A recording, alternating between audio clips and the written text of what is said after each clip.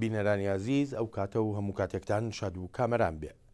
مەسلەی کەمایەتیەکان لە عێراقدا یەکێکە لەو کێشانەی کە هەتا ئێستاشی لەگەڵدا بێ بە تەواوەتی چارەسەر نەکراوە، وەکو زۆرێک لە سەرچاوە سیاسیەکان و هەروەها لە داکۆچیکاران لە مافە سیڤیلیەکان لە عێراقدا ئاماژەی پێدەکەن. کێشەی کەمایەتیەکان بە کوێ گەیشتووە؟ ئەمە بابەتی ئەم گفتوگوۆیەمان دەبێت لەگەڵ ڤیان دەخیل، ئەندامی پەرلەمانی عێراق لەسەر لیستی هاوپەیمانی کوردستانی. ڤیان خان، زۆر سپاسی ئامادەبوونتەکەم. سپاس بۆ جەنابەتەوە بۆ دەنجی ئەمریکا بەشی کوردی. سپاس دەکەین. کێشەی کەمایەتیەکان لەکوێدایە ئەمڕۆ لە عێراقدا، بە تایبەتی کە ئێستا عێراق بەرەو هەڵبژاردنێکی نوێ دەڕوە؟ بەێ سپاست دەکەم. با یەکەم جاریش یعنی بینەران بزانن پرسیارەکەت لە بۆ من ئاراستەکرا سەر لەسە مەوزوعی ئەقەلیاتیان کە پێی دەرین لە عێراق، چونکە ئەمن لە لیستی هاوپەیمانیمە، بەڵام لە عینەن کات ئەمن ئێزدیمە لە بە هەندێ ئەو مەوزوعە بابرێن لە گەرموم بوو لەگەر من ئەوە بوو ئەو لقا ئاسازدرا. بەڕاستی ئەمە پێشان لە وەختی ڕژێمی بەعەز زۆر گرفتمان هەبوو، زۆر مەشاکلمان هەبوو، چونکە ئەمە حیساب نەدەکران کە بابرێن کە بەشێک لەو مجتەمەعی عێراقی زۆر لە حقوقی ما، زۆر لە مافەکانی ما نەمان دەتانی وەری بگرین. پاش کە کوردستان ئەو ئەگە بتوانین برین پاش 1991 وەزعەکە زۆر باشتر بوو، بە تایبەتی لەو جێگانەوە کوشێخان و تەلکێف و دهۆک کە ئێزیدی لەوێن دەرێ یعنی هەینە. بەڵام وەزعی خەڵکی ما ئێزدیەکان لە شنگال بەڕاستی بارەدۆخێکی خراپیان هەیە، هەتا ئەمڕۆ بارەدۆخیان زۆر خراپە. ئەو مەوزوعە طەبعاً ڕۆژ بە ڕۆژ متەئەسر دەبیتم بە وەزعی عێراقی گشتی. چەند لە عێراق شتی نائاسایی هەبیتن، قانون نەبیتن، ئەمن و ئەمان نەبیتن، ئەو تەئسیری لەسەر ئەقەلیات زیاتر دەبیتن لە خەڵکەکانی دی. بابرێن نمونەکی بەسیط، ئێستا ئەمە لە مووسڵێ 1500 قوتابی کوردی ئێزدیمان هەیە مەحروم بوون لە خوێندن، چونکە لە جامیعەی مووسڵێ لە زانکۆی مووسڵ وەرگیرا بوون، چونکە شنگال هەتا ئێستا بابرێن ئیداریەن لەسەر محافەزەی مووسڵەیە. ئەوان مەحروم بوون لە دیراسن، ناتانن بستنە پارێزگای مووسڵ لە بۆ زانکۆی خۆیان، چونکە لەسەر دووشت دێنە کوشتن. یەکەمیان لەسەر نەتەوە چونکە کوردن، دووەمیان لەسەر ئاین چونکە هەندێک ئەو بابرێن مەجموعاتی ئیسلامیان دەولەت العێراق الئیسلامیە کە ئێستا زۆر بەقووەت بووە لە مووسڵێ، خەڵکی مە دەکوژن لەسەر چونکە ئێزدینە، یان هەر کەسێک غەیری ئیسلام بیتن پێیان دەرین کافرن، پێیان دەرین کافرن و دەبی یعنی حەلالە فتوا دەردەینن لە بۆ کوشتیان. باشە، لە 2023ەوە بۆ ئێستا کە چەند حکوومەتێک لە عێراقدا هاتۆتە ئاراوە، لە 2023ەوە بۆ ئێستا کە دەگوترێ عێراق عێراقێکی نوێ، هەست بە جیاوازی ژیان ناکرێت بۆ کەمایەتیەکان و بەتایبەتیش بۆ ئێزیدیەکان. ئەمە هەست بەو گۆڕانکاریمان کرد وەچی بابرێن ڕوومان بەر و هەرێمی کوردستان ڕۆیشت. وەکو بە جەنابتم گوت لە قەزای شێخان، لە تەلکێف، لە دهۆک، ئەمە هیچ جیاوازیمان نییە لەگەر هەر کەسێک لەو منتەقانە لە کوردستان. بەڵام مشکلەی گەورەکەمان لە شنگال، لە قەزای شنگالە کە مرتبطە هەتا ئێستا بە پارێزگای مووسڵ. ئەمە لەوێن دەرێ طبعاً ناحیە ئەمن و ئەمانەت ئێستا زۆر باشە، چونکە پێشمەرگە حیمایە ئەو منتەقەی دەکەن.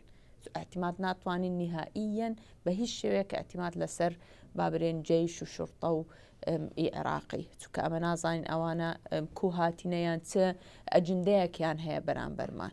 ئەو طبعاً هەرێمی کوردستان لەو فترەیە لە 2023 هەتا ئێستا زۆر یارمەتی ئەو شوێنانەی کردیە کە تەعینی ئەو خەڵکە کە بابرێن زۆر کەسمان هەیە لە مؤسساتی زۆر گەورە تەڵەبەی مە لە زانکۆی هەرێمی کوردستان وەردەگیرێن، بەڵام لە نەفسی وەقت ئەمە معاناتیی زۆرمان هەیە، چونکە زۆر مؤسسات لە قەزای شنگال مرتبطە هەتا ئێستا بە پارێزگای مووسڵ کە ئەمە لە زۆر شت مەحروم بووینە ناتانین ژیانی خۆمان بە تەواوەتی بەسەر بین. باشە بۆ هەوڵێک لەلایەن کوردانی یەزیدیەوە نییە کە با بڵین ناوچەی شنگال بخرێتەوە سەر پارێزگای دوهۆک یا بخرێتە سەر سنووری هەرێمی کوردستانی عێراق. بەڵێ من لەگەڵ تام یانی ئەگەر پێم بڵێ چکە ئەمە پەیوەندی بە بەندی 140 دەستوری عێراقەوە هەیە، بەڵام ئایا ڕێگەی تر نییە؟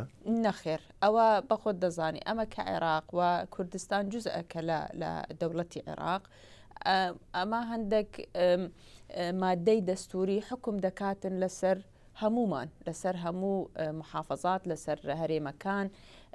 یەکێک لەوانە مادەی 140 کە هەتا ئێستا جێبەجێ نەکرایە. ئەگە جێبەجێ کرابە ئەو مادەیە ئێستا لەوانەیە ئەو کێشەیە ئەمەلی خلاص دەبووین. شتی دووەم کە زۆر زەحمەتە لە بۆمە یەکێک لە مەشاکلەکانە، قەزای شنگال دوورە لە حدودی بابرین لە دوهۆک و لە هەولێر و لە سلێمانی، ئەمە یعنی لەسە حدودی تقریبا غەربی مووسڵێنە جەلە بە هەندێ هەتا لە دوهۆکیان لە هەولێر بگەینە شنگال مجموعە ئاردی یان بابرێن ئەو شتانێک کە مرتەبتە بە خەڵکە چیتکە بە عەرەبن بە شەممەرن بە بەوجیانە ئەو یعنی جوغرافیەنیش ئەمە یارمەتی مشکلەمان هەیە، دستوریە مشکلەمان هەیە تا ئێستا مادەی 140 تەطبیق نەکرا. شتێکی زۆر مهم هەبوو کە قانونێک هەبوو کە بەڕێز سەرۆکی کۆمار تەقدیمی کردبوو پێیان دەگوت تەرسیم الحدود الئیداریە للمحافظات بالضبط. ئەوە ئەگە بەهات با تەطبیقکردن ئەوەش لەوانەیە زۆر کێشەی لە بۆمە حەل دەکرد و زۆر لەو کێشانێکە ئێستا ئەمە تووشی دەبین لەوانەیە ئەو وەختە زۆر ئاسانتر دەبوون.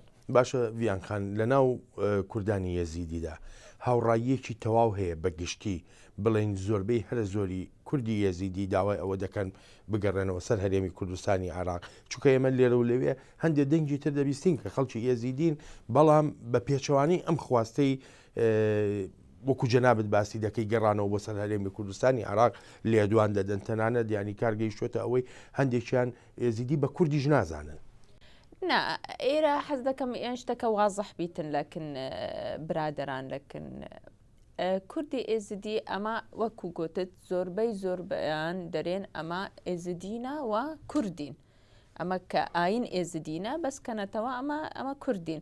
هەندێک خەڵک هەیە دەرێن ئەمە عیلاقەمان هیچ نییە، نە بە کورد و نە بە عەرەبوونە، ئەمە ئێزدینە و بەس هیچ لایەک نابینی ئللا یعنی مەتەن یەک دوو نەفەر برێن ئەمە عەرەبین، هیچ ئێزیدیەک ناتانی برێ ئەمن عەرەبم. ئێزدیە ئیما دەرێن ئەمە کوردین، ئەو هەندێک کەمیان یعنی بابرێن لە 105 دەرێن ئەمە ئێزدینە و بەس، یعنی هیچ ئینتیماعەتیان نییە لە بۆ هیچ ئەوەش لەوانەیە هەندێک خەڵک ئەوها دەبینیتن کە خۆیان بپارێزن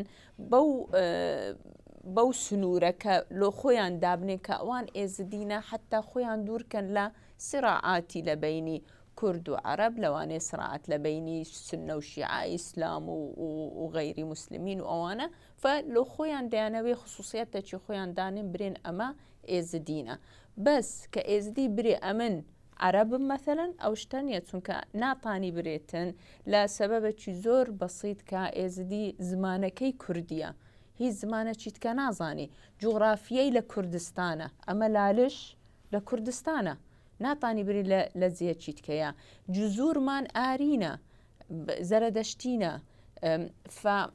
یعنی هەموو مقەوماتی کە ئەتو قەومیەت هەبیتن لۆ لای کوردەکان دەچیتن و بەخۆشت دەزانی زۆر لە ساسەی کورد و لە گەورەکانی کورد دەرێن ئێزدی ئەسلی کورد ئێزدیە، ئەو منطقەیە کوردستان هەمووی ئێزدی بوو پێشی فتوحاتی ئیسلامی. لە بە هەندێ ئەمن لەگەر ئەوەی ما کە بگەڕێنەوە سەر هەرێمی کوردستان لە بۆ سەبەبێکی زۆر معقول کە ئەو فکرەی لە کوردستان هەیە، لەکن ساسەی کورد هەیە کە ئێزدی بەشەکە لە کوردستان، بەشەکن لەو مشتەمەعە، هیچ فەرق و جیاوازی نییە. ئەو دیموقراتیە کرد لە کوردستان هەیە کە تەماشای ئەو شەخصە ناکە بە چاوەکی ئەگەر غەیری دین بیتن بمعنە ئەو یعنی لە من کەمترە یان غیری قومیەت بی لە من کەمترە نە ئەو دیموقراتی و حڕیەتە هەیە لە کوردستان زۆر زۆر لۆمە کە ئەقلیات زۆر باشە لە بە هەندێک ئەم بە تەسەوری من لە ١٠٠ زیاتر لە ٩ خەڵکی ئەمە باسی دەڤەری شنگال دەکەین چونکە دەڤەرەکانی دی ئەو شتە مەحسومە مەحسومە لاکن ئەوە زۆر مهمە لە بۆیان وە لە ١٠٠ لەوان من متأكدم ئێستا ئستیفتاءەک بێتەکردن هەمویان لۆ لای کوردستان دەنجی دەدەن. ڤیان خان دەزانم سەرتان زۆر قاڵە و کۆبوونەوەی ترتان هەیە ئەمان دەکەمە دواپرسیارم. حکوومەتی عراقی چەند بە دەنگ داواکانی کوردی یەزیدیەوە دەچێت چەند لەگەڵ ئەوەدایە کە مافی کەمایەتیەکان بە گشتی لە عراقدا دابین کرێ ئایا حکوومەتی عراقی بەرپرسیارە لەو کەم و کوڕیانە ئایا حکوومەتی عراقی توانیوێتی ژیانێکی پارێزراو بۆ کەمایەتی ئاینیەکان و کەمایەتەکانی تریژ لە عراقدا دابین بکە؟ بە خۆت دەزانی ئەمە ڕاستە ئێستا باسی ئێزدیان دەکەن بەس کە ئەقلیات نەبەس ئێزدی هەیە ئێزدی هەیە حتا مەسیحیەکان دەتوانن بە ئەقلیات حساب بکەین شەبەک هەیەنا تورکمان هەینا سابی ئەهەینا ئەوانە هەمووی بابرێن لە مجتەمع عێراقی خەڵکی ئەسڵی ئەو وڵاتەینە. عێراقش بەوە جوانە کە لە هەموو ئەطیاف و هەموو نەتەوە و هەموو ئاینی تێدایە. حکوومەتی عێراقی هەتا ئێستانەی تانیە مافەکانی عێراقی بپارێزی بەداخەوە. حکوومەتی عێراق ئەوە 10 ساڵە نەیتانیە مافەکانی ئەو کەسانەی کە زۆر زۆر مادی بوونە لە بۆ خاچی ئەو وڵاتە بپارێزی. ئەو جەنایەتن بەڕاستی نایەتن مافەکانی مە بپارێزی و دلیل لەسەر ئەوە زۆر زۆر بابرێن ئەو عملیاتی ئیرهابی یان ئەو ئیرهابی کە دەکرێتن دژی چێ دەکرێت دژی ئێزدی دەکرێت دژی فەڵا دەکرێت دژی مەسیحی دەکرێت دژی شەبەک دەکرێتن ئەوان نەیانتوانە وڵاتی خۆیان بپارێزن خەڵکی خۆیان بپارێزن بە تەئکید زۆر زۆر قسووریان هەیە کە خەڵکی نەتەوەیەکان بپارێزن. ڤیان دەخیل ئەندامی پەرلەمانی عراق لەسەر لیستی هاوپەیمانی کوردستانی میوانی ئەم دیدارە تایبەتەی بەشی کوردی دەنگی ئەمریکا بوو. ڤیان خان زۆر سپاس دەکەم. زۆر سپاس لە بۆ جەنابشتان زۆر سپاس.